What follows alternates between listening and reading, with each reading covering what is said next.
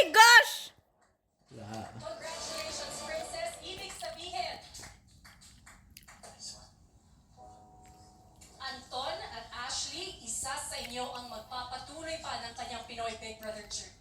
At ang isa ay tuluyan ang lalabas ng bahay ni Kuya. Yun lang. Ang ligtas din ngayong gabi.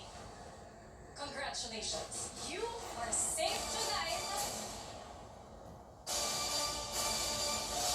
Ashley. Please, Ashley muna, please.